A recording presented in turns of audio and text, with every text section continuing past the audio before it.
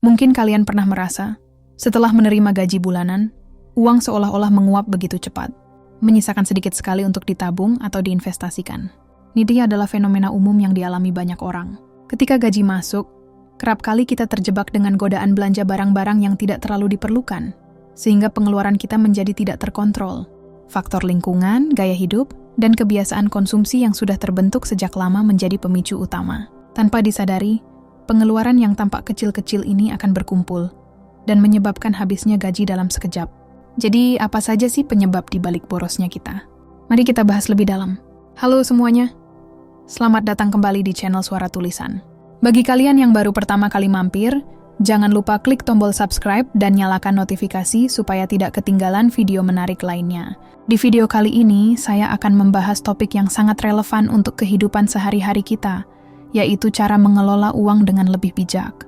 Lanjut ke pembahasan. Salah satu penyebab utama mengapa kita sering boros adalah gaya hidup yang mengikuti tren. Kalian tentu sering melihat teman-teman atau influencer di media sosial yang memamerkan barang-barang mahal, entah itu pakaian, gadget, atau makanan. Hal ini bisa membuat kita merasa kurang jika tidak memiliki hal yang sama. Dampaknya, kita tergoda untuk membeli barang-barang tersebut, meskipun sebenarnya tidak benar-benar membutuhkannya. Selain itu, adanya rasa ingin menunjukkan status sosial kepada orang lain juga dapat mendorong kita untuk mengeluarkan uang lebih dari yang seharusnya. Selanjutnya, kurangnya perencanaan keuangan juga menjadi faktor penting. Banyak dari kita yang tidak memiliki anggaran bulanan yang jelas. Tanpa anggaran, sulit bagi kalian untuk mengetahui seberapa banyak uang yang harus dikeluarkan untuk kebutuhan sehari-hari, serta berapa yang bisa disisihkan untuk tabungan atau investasi. Hal ini bisa berujung pada pengeluaran yang tidak proporsional, karena kita tidak menyadari berapa uang yang telah digunakan setiap bulan. Selain itu, kebiasaan belanja impulsif juga seringkali menjadi penghambat bagi keuangan kita.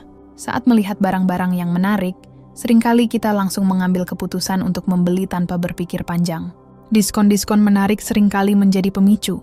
Meskipun barang tersebut bukanlah kebutuhan utama kita, kebiasaan ini terbentuk dari rasa emosional yang kadang menjebak kita dalam siklus belanja yang tidak sehat.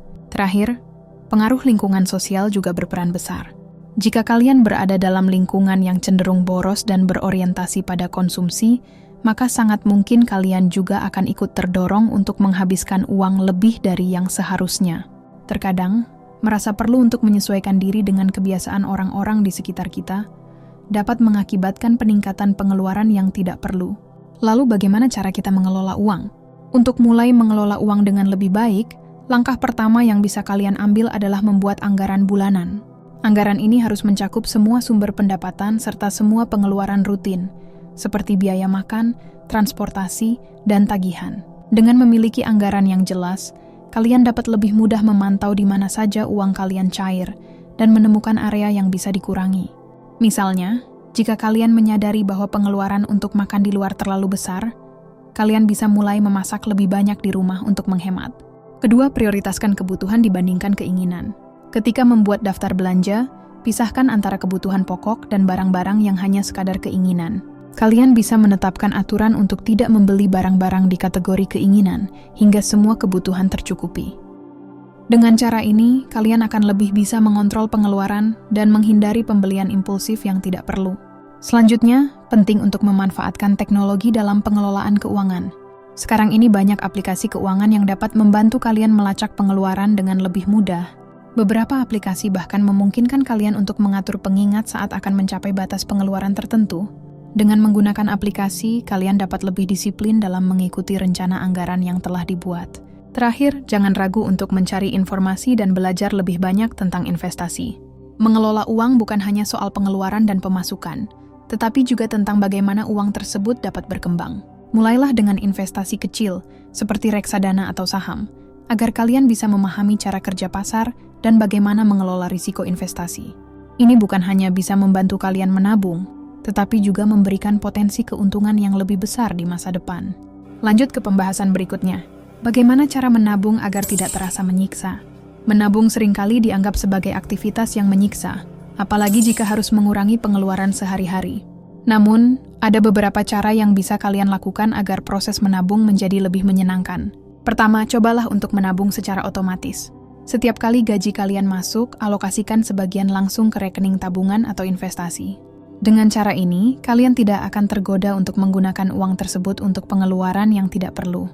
Kedua, tentukan tujuan tabungan yang jelas. Misalnya, jika kalian ingin menabung untuk liburan, beli gadget baru, atau keperluan mendesak lainnya, set target yang realistis.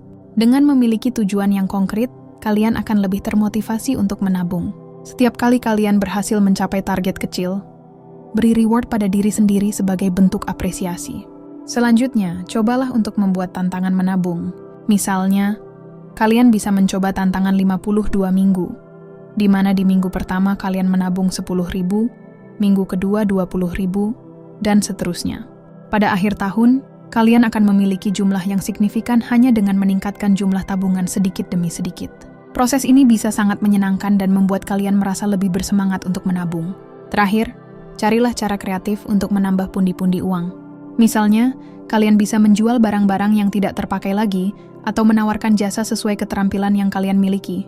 Dengan tambahan penghasilan ini, kalian bisa lebih mudah mencapai tujuan tabungan tanpa harus merasa kesulitan dalam pengelolaan sehari-hari. Dari semua pembahasan di atas, dapat kita simpulkan bahwa mengelola uang dengan baik adalah kunci untuk mencapai kebebasan finansial dan menghindari stres akibat masalah keuangan. Penting bagi kalian untuk memahami penyebab dari keborosan dan mulai menerapkan langkah-langkah strategis dalam pengelolaan anggaran. Dengan memiliki rencana keuangan yang jelas, kalian bisa lebih mampu mengatur pengeluaran dan menabung untuk masa depan yang lebih baik. Ingatlah bahwa menabung dan berinvestasi adalah proses yang memerlukan disiplin dan kesabaran. Dengan menerapkan tips yang telah dibahas, kalian tidak hanya akan mengelola uang dengan lebih baik, tetapi juga mulai menikmati hasil dari usaha yang telah dilakukan. Semua tinggal kembali kepada diri kalian sendiri untuk mengambil langkah pertama menuju pengelolaan keuangan yang lebih bijak. Terima kasih sudah menyimak video ini sampai habis. Semoga informasi yang saya bagikan bermanfaat dan bisa membantu kalian dalam mengelola uang dengan lebih baik.